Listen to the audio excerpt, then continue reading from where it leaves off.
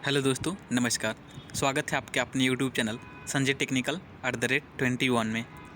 आज की इस वीडियो में हम पुनः निमी के 25 इम्पोर्टेंट क्वेश्चन का डिस्कशन करेंगे, जो कि आपके आगामी DRDO सेप्टेम्बर 10 का एग्ज़ाम है, या अगर आप अन्य किसी भी टेक्निकल एग्ज़ाम की तैयारी कर रहे हैं तो वीडियो आप लोग के लिए काफ़ी हेल्पफुल होगी। इसके साथ ही यह जो सीरीज़ है आप लोग जो हमने DRDO के लिए चला रखी है 100 दिन की सिलेक्शन वाली क्लास, अगर यह सीरीज़ आपको पूरी 100 वीडियोस कंप्लीट हो जाती है तो विश्वास कीजिए कि अगर आप किसी भी टेक्निकल एग्ज़ाम की तैयारी कर रहे हैं तो आपके सारे क्वेश्चन जो है यहाँ से आ सकते हैं, क्योंकि यहाँ पे हम जो है क्वालिटी कंटेंट का डिस्कशन कर रहे हैं। और अगर आप एक वीडियो में 25 क्वेश्चन हम कवर करते हैं, जैसा कि रिटन फॉर्म में, इसके अलावा उससे रिलेटेड क्वेश्चन और जितने भी लिंक करके क्वेश्चन बन सकते हैं उन सारे फैक्ट और पॉइंट्स को मैं कवर करने की कोशिश करता हूँ और आपको बताता हूँ। ठीक है, तो अगर ये आप पूरी वीडियोज़ को देख लेते हैं हमारी इस सीरीज़ की, तो उम्मीद है आप किसी भी एग्ज़ाम की अगर तैयारी करें तो उसमें अच्छा स्कोर कर पाएंगे। ठीक है, क्योंकि निमी का एक स्टैंडर्ड बुक है जिसे किसी भी टेक्निकल एग्जाम में क्वेश्चन पूछे जाते हैं मैक्सिमम। ठीक है, और आप लोगों के लिए एक और गुड न्यूज़ निकल के आ रही है कि सेल में जो है रिक्रूटमेंट आ गई है, तो यह आप लोगों के लिए अच्छा अपॉर्चुनिटी है। इसमें आप लोग जो है जो किसी भी वजह से आप चूक जाते थे, तो अब जो है आप लोग कोई भी बहाना नहीं बनाना है, क्योंकि आज से जो है भी अगर आप वीडियो पहली बार भी देख रहे हैं तो आपके पास मौका है, और आप हमारी पूरी प्लेलिस्ट में विजिट करके पूरी वीडियोस को देखिए। DRDO सेप्टेम्बर 10 के लिए जो हमने वीडियो बना रखी चैनल प्लेलिस्ट बना रखी है 100 दिन की सिलेक्शन वाली क्लास, तो इसमें सारे क्वेश्चन जो है आपके इस सीरीज़ के सभी निमी की बुक से बनाए गए हैं। तो ये वीडियो आप लोगों के लिए किसी भी एग्ज़ाम के लिए काफ़ी महत्वपूर्ण होगी। ठीक है, तो प्लीज़ इस सीरीज़ के सभी वीडियोस को देखिए, आप लोग को डेफिनेटली इसका फ़ायदा मिलेगा। ठीक है, और मैं कोशिश करूँगा कि आने वाले समय में आप लोगों के लिए जॉब से रिलेटेड अपडेट भी आप लोगों को इस चैनल पे प्रोवाइड करूँ। ठीक है, तो चूँकि मेरे पास टाइम थोड़ा कम मिल पा रहा है, इस वजह से नहीं मैं सेल के लिए जो रिक्रूटमेंट वाली वीडियो नहीं बना पाया, और अगले हो सकता है कि मैं आपको इसके कैसे फॉर्म फिलअप करना है और बाकी हमारी स्ट्रेटजी क्या रहेगी इस एग्ज़ाम्स को लेकर आने वाली किसी वीडियो में मैं आप लोगों को मैं उसका जो है डिटेल्स बता दूंगा। ठीक है, तो चलिए वीडियो को आज की शुरू करते हैं। सबसे पहले हमारा प्रश्न है, ब्लॉक फाइल का क्रॉस सेक्शन आयताकार होता है, तो ये स्पेशल फाइल की कैटेगरी में आता है आपका ब्लॉक फाइल। ठीक है, स्पेशल फाइल से कैटेगरी से स्पेशल फाइल से बहुत सारे क्वेश्चन आपसे पूछे जाते हैं। एक बहुत ही फेवरेट क्वेश्चन, और मैं कई बार आपको रिपीट कर चुका हूँ, कि मिल्सा फाइल। ठीक है, इससे पूछा जाता है कि मिल्सा फाइल का प्रयोग किया जाता है। ठीक है, तो मिल्सा फाइल का प्रयोग किया जाता है लकड़ी के काटने वाली आरी जो होती है उसके दांतों को तेज करने के लिए हम मिल्सा फाइल का प्रयोग करते हैं। ठीक है, तो यह भी इंपॉर्टेंट क्वेश्चन, आप इसको याद रखिएगा। दूसरा एक क्वेश्चन पूछा जाता है कि किस फाइल का जो आकार है वह मछली के पूंछ के आकार का होता है। ठीक है, तो ये याद रखिए कि क्रॉस जो फाइल होती है, ठीक है, तो इसका फाइल जो होता है आपका आकार जो होता है लकड़ी के मछली के पूंछ के आकार का होता है। और ये नेक्स्ट आज की इस वीडियो में हम एक नया क्वेश्चन ऐड किए हैं ब्लॉक फाइल का, तो इसका याद रखिएगा कि क्रॉस सेक्शन जो होता है यह आयताकार होता है। ठीक है, और ऐसे कि आपको नाम से भी पता होगा कि स्पेशल फाइल जो है किसी विशेष कार्य के लिए प्रयोग की जाती हैं। ठीक है, नॉर्मली आपकी फ़ाइल अगर कोई पूछे तो फाइल एक प्रकार का मल्टी पॉइंट कटिंग टूल्स है, जिसके द्वारा हम सरफेस की अनवांछित सतह मटेरियल को काट कर कणों के रूप में हटाते हैं या निकालते हैं। ठीक है, तो ये भी आप याद रखिएगा। और नेक्स्ट क्वेश्चन की तरफ बढ़ते हैं। हमारा नेक्स्ट क्वेश्चन है, माइक्रोमीटर में रैचेट स्टॉप का कार्य क्या होता है। तो माइक्रोमीटर में आपका अलग अलग पार्ट्स होता है, जैसे कि रैचेट स्टॉप होता है, एनविल होता है, स्पिंडल होता है, फ्रेम होता है, ठीक है, लॉक नट होता है।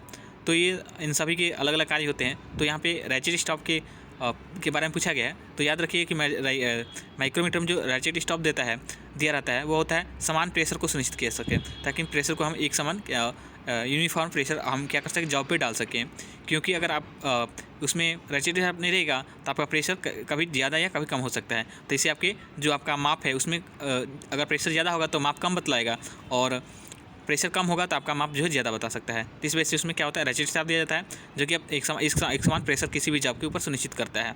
ठीक है, और इससे जब आपका प्रेशर जो है माप लेने की जब कंडीशन में आ जाती है, तो यह जो रैचेट स्टॉप है आपका, इसमें से आवाज़ आने लगती है। ठीक है, और एक क्वेश्चन आपसे पूछता है कि रैचेट स्टॉप में कौन सा थ्रेड कटा होता है। तो याद रखिएगा कि रैचेट स्टॉप में बटर थ्रेड कटी होती हैं। ठीक है, और इसके साथ ही आप याद रखिएगा कि माइक्रोमीटर जो है एक प्रकार का सूक्ष्म मापी यंत्र है, जिसके द्वारा 0.01 मिलीमीटर की शुद्धता में माप ली जा सकती है।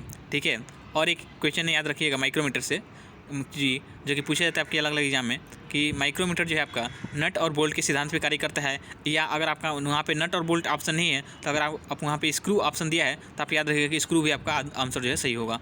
ठीक है, और इसका प्रयोग जो है माइक्रोमीटर का प्रयोग आउटसाइड डायमीटर को चेक करने के लिए करते हैं।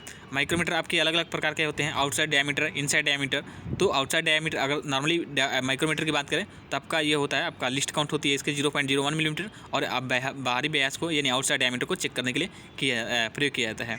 ठीक है, और इसकी फ्रेम की बात करें तो ये क्रोमियम का बना होता है, या कहीं कहीं पे अगर क्रोमियम नहीं दिया है तो इनमार स्टील का भी आपका माइक्रोमीटर बनाया जाता है।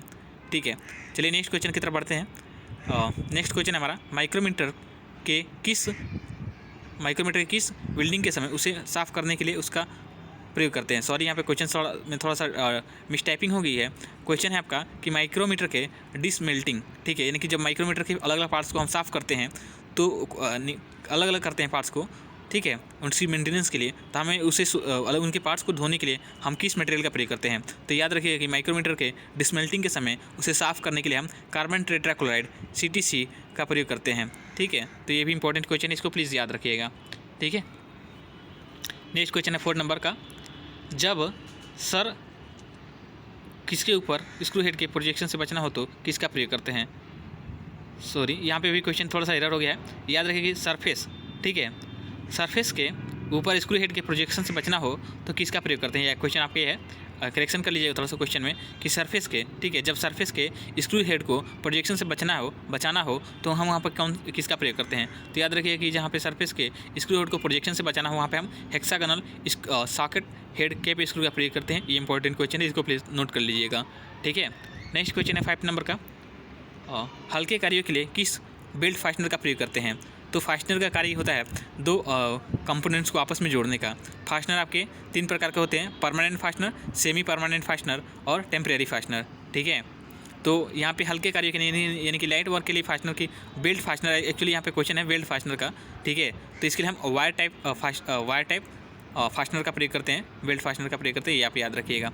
ठीक है, और नेक्स्ट क्वेश्चन है, टूल पोस्ट किससे जुड़ा रहता है। तो इंपॉर्टेंट क्वेश्चन है, लेथ से मशीन से आपसे, जो कि अक्सर एग्जाम में पूछा जाता है। ठीक है, तो प्लीज़ इसको नोट कर लीजिएगा, और हो सके तो उसको अच्छे से इसको याद कर लीजिएगा, क्योंकि ये क्वेश्चन ऐसा है कि कई सारे एग्जाम में पूछ दिया गया है अभी तक। ठीक है, तो ये इंपॉर्टेंट क्वेश्चन, इसको याद रखिएगा कि टूल पोस्ट जो है आपका क्लैपर बॉक्स से जुड़ा रहता है। ठीक है, तो अगर कभी भी एग्जाम में से पूछे कि आपसे टूल पोस्ट किससे जुड़ा रहता है, ठीक है, तो याद रखिएगा कि यह जो टूल पोस्ट है आपका क्लैपर बॉक्स से जुड़ा रहता है।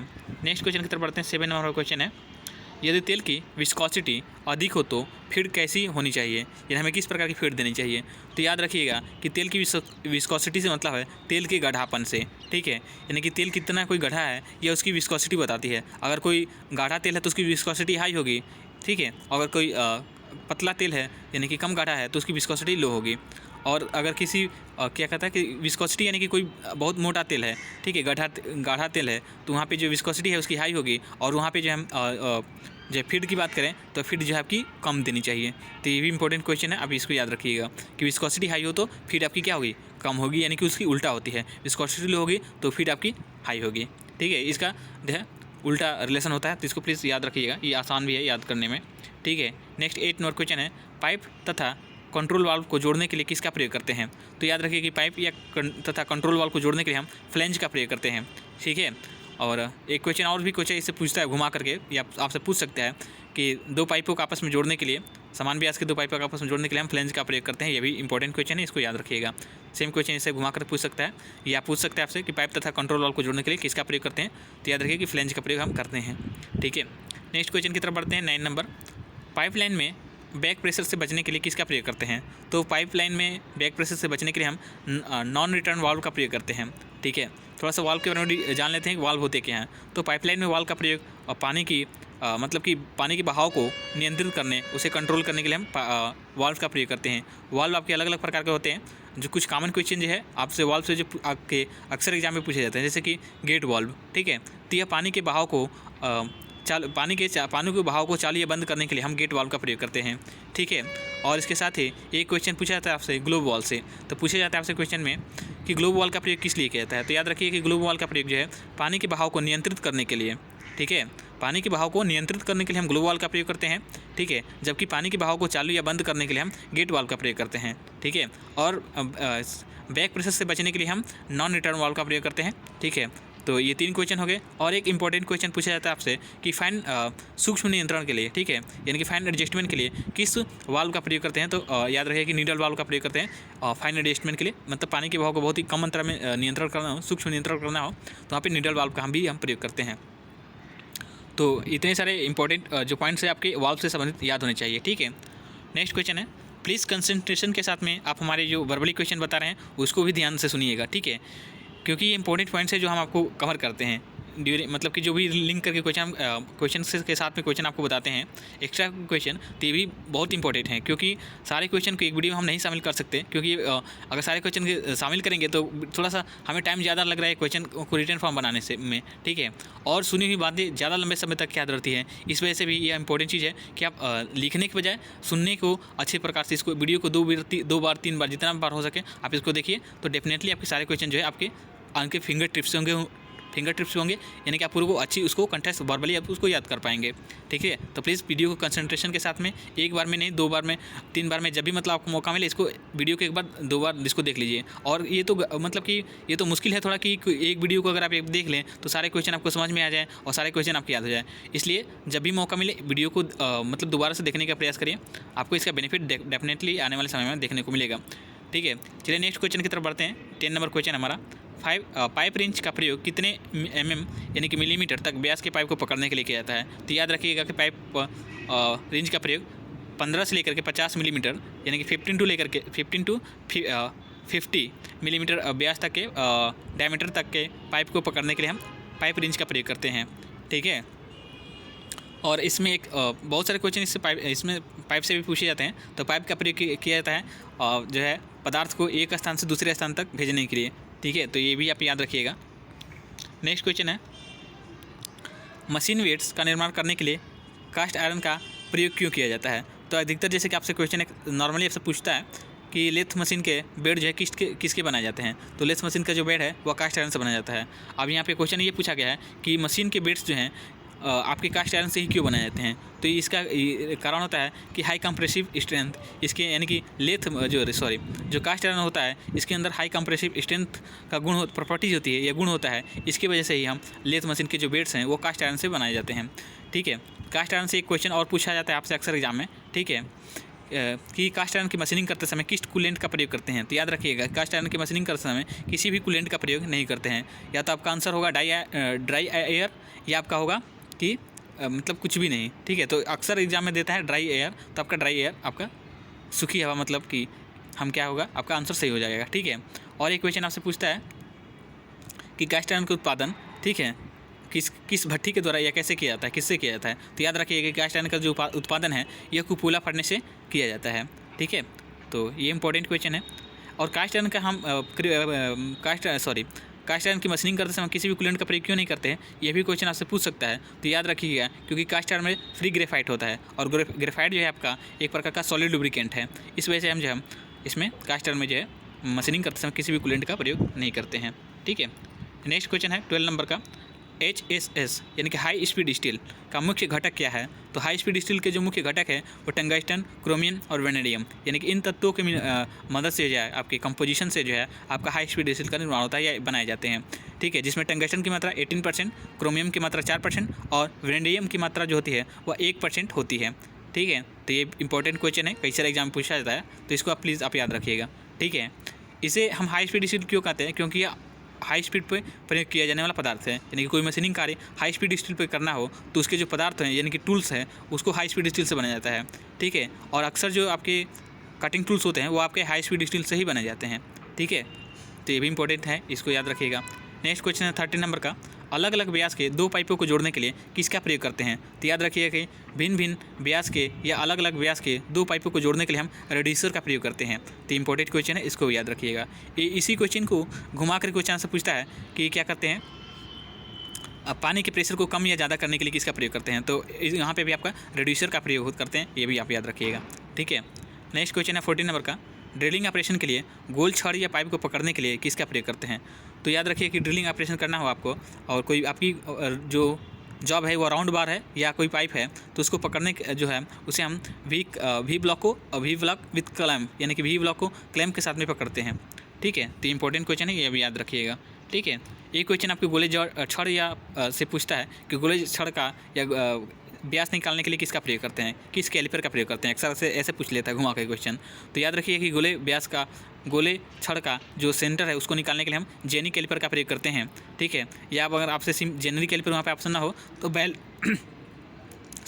वर्नियर कैलिपर, ठीक है, सरफेस गेज या बेल पेंच का भी हम प्रयोग कर सकते हैं। ठीक है, तो अकॉर्डिंग टू ऑप्शन आपका आप सर देख लीजिएगा किस कौन सा सही है। अक्सर जेनी कैलिपर रहता है, नहीं तो आपका वर्नियर हेड गेज, ठीक है, सरफेस गेज या बेल पंच विधि का भी है की मदद से भी हम किसी भी गोल छड़ का हम उसका सेंटर गोल छड़ का उसका सेंटर निकाल सकते हैं। ठीक है, वी ब्लॉक आपके कास्ट आयरन से बनाए जाते हैं। ये 2 प्रकार के होते हैं, ग्रेड ए और ग्रेड बी। ठीक है, तो ये भी इंपॉर्टेंट क्वेश्चन है, आपसे पूछा जाता है। ठीक है, ए ग्रेड का जो वी ब्लॉक होता है वो कास्ट आयरन का बनाया जाता है, जो कि बी ग्रेड वाला माइल्ड स्टील का बना जाता है। ठीक है, तो ये बहुत इंपॉर्टेंट क्वेश्चन, इसको आप याद रखिएगा। ठीक है, नेक्स्ट क्वेश्चन है 15 नंबर, ड्रिल पर प्रदान किए जाने वाले क्लियरेंस एंगल कितना होता है। तो जो ड्रिल पर क्लियरेंस एंगल दिया जाता है वो होता है आपका 8 से लेकर के 12 डिग्री तक, यानी कि 8 से लेकर के 12 डिग्री तक ये होता है क्लियरेंस एंगल ड्रिल पर जो दिया जाता है। तो ये इंपॉर्टेंट क्वेश्चन है, ये भी कई सारे एग्जाम में पूछा जाता है। ये तो नॉर्मली क्वेश्चन है जो कई सारे एग्जाम में रिपीट होते हैं, और अब आप लोग अगर किसी भी एग्जाम की तैयारी कर रहे हैं तो एटलीस्ट ये क्वेश्चन तो आपको पता होगा ही। ठीक है, तो ड्रिल पर किए जाने वाले ड्रिल पर प्रदान किए जाने क्लियरेंस एंगल का जो एंगल होता है वो होता है आपका 8 से लेकर के 12 डिग्री तक, यानी 8 से 12 डिग्री। ठीक है, नेक्स्ट है टंगस्टन का विशिष्ट गुरुत्व, यानी कि स्पेसिफिक ग्रेविटी कितना होता है। तो याद रखिए कि टंगस्टन का स्पेसिफिक ग्रेविटी होता है 19.25। ठीक है, तो ये भी इंपॉर्टेंट क्वेश्चन है, स्पेसिफिक ग्रेविटी से मेटल के आपसे क्वेश्चन पूछ सकता है। ठीक है, जैसे कि कई सारे एग्जाम में माइल्ड स्टील का पूछता है, तो माइल्ड स्टील का होता है 7.8। ठीक है, और यहाँ पे टंगस्टन से हम अपनी तरफ से ऐड किए हुए हैं कि टंगस्टन का विशिष्ट गुरुत्व यानी कि स्पेसिफिक ग्रेविटी कितना होता है। तो याद रखिएगा कि 19.25, क्योंकि आपसे क्वेश्चन एग्जाम में एक ही जरूरी नहीं है कि सेम ही क्वेश्चन पूछेगा, टॉपिक क्या होगा सेम हो सकता है, लेकिन क्वेश्चन को घुमा करके आपसे क्वेश्चन पूछा जा सकता है। तो किसी अक्सर एग्जाम में आपसे पूछा जाता है माइल्ड स्टील का, तो हमने इसमें टंगस्टन का दिया है, और अब भी और भी सोर्सेस के माध्यम से आप किसी दूसरे मेटल का और भी मेटल का भी याद कर सकते हैं। ठीक है, जाके आपको आगे मैंने किसी भी मतलब कि किसी भी एग्जाम में किसी भी प्रकार की कोई प्रॉब्लम ना हो। तो आपको टॉपिक ऑलरेडी दिए हैं, तो हिंट दिया रहता है आपको टॉपिक्स, उस टॉपिक से संबंधित जितने भी क्वेश्चन बन सकते हैं उन सारे क्वेश्चन को आपको याद रखना है। ठीक है, तो ये हो गया टंगस्टन का विशिष्ट गुरुत्व, याद रखेंगे आप कि 19.25 होता है। नेक्स्ट क्वेश्चन 17 नंबर की तरफ बढ़ते हैं, जल्दी थोड़ी वीडियो को कवर करते हैं क्योंकि मुझे लग रहा है कि वीडियो लंबी हो जाएगी। तो 17 नंबर क्वेश्चन हमारा, ड्रिल का वह भाग जो होल्डिंग डिवाइस में पकड़ा जाता है उसे सेंक कहते हैं। सेंक आपके 2 प्रकार के होते हैं, स्ट्रेट सेंक और टेपर सेंक। ठीक है, तो स्ट्रेट सेंक का प्रयोग बड़ी व्यास के ड्रिल को पकड़ने के लिए, जबकि टेपर सेंक का प्रयोग बड़ी व्यास के ड्रिल को पकड़ने के लिए, जबकि स्ट्रेट सेंक का प्रयोग छोटे व्यास के ड्रिल को पकड़ने के लिए होता है। ये भी आप याद रखिएगा। नेक्स्ट क्वेश्चन है होनिंग क्या है। तो होनिंग एक प्रकार का फिनिशिंग कार्य है, यानी कि परिष्करण कार्य है। ठीक है, इसको हिंदी में शुद्ध हिंदी दी है यहाँ पर, तो परिष्करण कार्य होगा।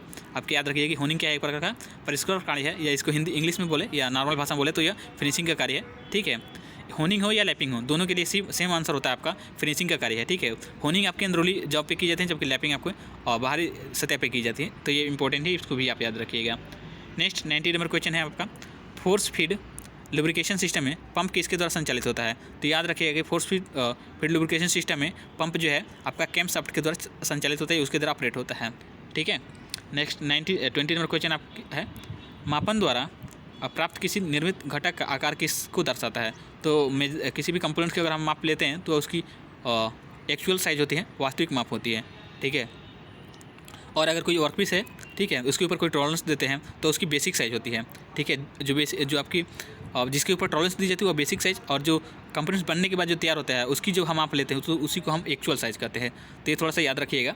ठीक है, और नेक्स्ट क्वेश्चन है 21 नंबर का, टेम्परिंग के दौरान 280 डिग्री सेल्सियस तापमान पर स्टील प्रेस टूल का रंग कैसा होता है। तो याद रखिए कि टेम्परिंग के दौरान 280 डिग्री सेल्सियस पर स्टील प्रेस का अगर गर्म करें तो उसका रंग जो है गहरा बैंगनी होता है। ये इंपॉर्टेंट है, ये आप याद रखिएगा। नेक्स्ट क्वेश्चन है, लेफ्ट वार्ड वेल्डिंग टेक्निक में वेल्डिंग की जाती है। तो लेफ्ट वार्ड वेल्डिंग टेक्निक जो टेक्निक होती है उसमें वेल्डिंग जो आपके राइट से लेफ्ट की साइड में की जाती है, यानी कि दाएं से बाएं की जाती है, जबकि उसका उल्टा पूछे और राइट वार्ड वेल्डिंग टेक्निक में वेल्डिंग की जाती है फूक से, तो आप याद रखिए कि बाएं से दाएं, यानी कि इसका सीधा उल्टा है। आप याद रखिएगा, लेफ्ट वार्ड पूछे तो राइट से लेफ्ट, और राइट वार्ड पूछे तो आप याद रखिए लेफ्ट टू राइट। तो इसमें कुछ ज़्यादा सोचने की ज़रूरत नहीं है, बस उसका उल्टा आप याद रखिएगा, लेफ्ट का राइट, राइट का लेफ्ट, ठीक है। नेक्स्ट है शीशा का गलनांक। तो विभिन्न धातुओं के गलनांक से संबंधित भी क्वेश्चन आपसे एग्जाम में पूछे जाते हैं, तो ये भी आपको याद होना चाहिए। शीशा का गलनांक कितना होता है, तो याद रखिएगा कि 327 डिग्री सेल्सियस होता है शीशे का गलनांक, ठीक है। इसके साथ ही जो आपका टिन होता है उसका गलनांक होता है 232 डिग्री सेल्सियस। तो ये भी इंपॉर्टेंट क्वेश्चन है, याद रखिएगा। और एक और मेटल है जैसे कि टंगस्टन, ये पूछा जाता है आपसे कि टंगस्टन का गलनांक कितना होता है, तो याद रखिएगा कि जो टंगस्टन है इसका गलनांक होता है 3380 डिग्री सेल्सियस के लगभग होता है। तो ये इंपॉर्टेंट है, ये भी आप याद रखिएगा, ठीक है। तो जितनी भी धातुएं हैं उनके गलनांक से भी संबंधित आपके क्वेश्चन याद होने चाहिए, उनके गलनांक आपको पता होने चाहिए, ठीक है। नेक्स्ट है छड़ को, छोड़ नहीं है यहाँ पे छड़ा, ठीक है। राउंड छड़ को ऊर्ध्वाधर पकड़ने के लिए किस टोंक्स का प्रयोग करते हैं, तो याद रखिएगा कि छड़ को ऊर्ध्वाधर पकड़ने के लिए हम राउंड टोंक्स का प्रयोग करते हैं। ये इंपॉर्टेंट क्वेश्चन है। टोंक्स जो है आपके फोर्जिंग शॉप में प्रयोग किए जाते हैं, जो कि आपके माइल्ड स्टील से बनाए जाते हैं, ठीक है। तो छड़ को अगर ऊर्ध्वाधर पकड़ना हो तो वहाँ पे हम राउंड टोंक्स का प्रयोग करते हैं, ठीक है। और नेक्स्ट क्वेश्चन है 25 नंबर का, लो कार्बन स्टील का चार्जिंग, थोड़ा सा यहाँ पे गलत टाइप हो गया है, फोर्जिंग याद रखिएगा कि लो कार्बन स्टील का फोर्जिंग तापमान जो होता है वो 1100 डिग्री सेल्सियस होता है, ठीक है। तो उसके बाद एक और क्वेश्चन इससे रिलेटेड याद रखिएगा कि लो कार्बन स्टील हो गया, उसके बाद हाई कार्बन स्टील, ठीक है। तो लो कार्बन स्टील का 1100 डिग्री सेल्सियस, जबकि हाई कार्बन स्टील का जो फोर्जिंग तापमान होता है वह 1100 डिग्री सेल्सियस, ठीक है। 1100 डिग्री सेल्सियस होता है हाई कार्बन स्टील का फोर्जिंग तापमान, और लो कार्बन स्टील का 1300 डिग्री सेल्सियस, ठीक है। और फोर्जिंग के तापमान को मापने के लिए हम पायरोमीटर का प्रयोग करते हैं। ये इंपॉर्टेंट क्वेश्चन है, इसको याद रखिएगा, ठीक है। और एक क्वेश्चन आपसे पूछा जाता है कि धातु की फोर्जिंग की जाती है, तो यह याद रखिए कि धातु की जो फोर्जिंग तब की जाती है जब वह प्लास्टिक की कंडीशन में, यानी कि प्लास्टिक की अवस्था में हो, तब धातु की फोर्जिंग की जाती है, ठीक है। और धातु फोर्जिंग शॉप में एक टूल प्रयोग किया जाता है जिस पर विभिन्न प्रकार के ऑपरेशन किए जाते हैं, अधिकतर ऑपरेशन किए जाते हैं, ठीक है। तो नाम होता है उसका एनविल, ठीक है। और इससे भी क्वेश्चन आपसे पूछ सकता है कि एनविल किसके बनाया जाता है, तो याद रखिएगा कि जो एनविल होता है वो कास्ट स्टील का बनाया जाता है, ठीक है। तो ये 25 इंपॉर्टेंट क्वेश्चन थे जो आज की इस वीडियो में हमने कवर किए हैं। उम्मीद है वीडियो आपको पसंद आई होगी और इस वीडियो के माध्यम से काफ़ी कुछ जानकारी आपको प्राप्त हो गई होगी। तो अगर वीडियो पसंद आई हो तो प्लीज़ वीडियो को लाइक कर दीजिएगा। एक लाइक ही है जो आपका हमें मोटिवेशन देता है और हमें ये संदेश देता है कि आपको हमारी मेहनत, हमारी वीडियो, हमारी जानकारी जो है पसंद आई है, ठीक है। और आगे अगर आपको कोई भी डाउट है तो आप हमें कमेंट में लिख सकते हैं। और आज की इस वीडियो में मैं एक चीज़ करने वाला हूँ कि जो है एक व्हाट्सएप का जो है लिंक आपको शेयर करूँगा, वहाँ पे आपके जॉब से रिलेटेड जो PDF है सेल वाली, वो PDF मिलेगी और आने वाली वीडियो का अपडेट या और किसी भी प्रकार के जो जॉब से रिलेटेड अपडेट है वहाँ आपको उस व्हाट्सएप ग्रुप में मिलने वाली है, ठीक है। तो प्लीज़ उस ग्रुप से भी ज्वाइन हो जाइएगा। आज की इस वीडियो में आपको लिंक मिल जाएगा। और बाकी आपको वीडियो कैसी लगी आप हमें कमेंट में ज़रूर बताएं, और वीडियो अच्छी लगी हो तो वीडियो को लाइक कर दीजिएगा और दोस्तों के साथ में ज़्यादा से ज़्यादा शेयर करें। और चैनल पर नए हैं तो प्लीज़ चैनल को सब्सक्राइब कर लीजिएगा, आप भी लोगों की मदद से होगा। और ठीक है, तो आज की इस वीडियो में इतना ही, मिलते हैं नेक्स्ट वीडियो में, तब तक के लिए धन्यवाद। जय हिंद।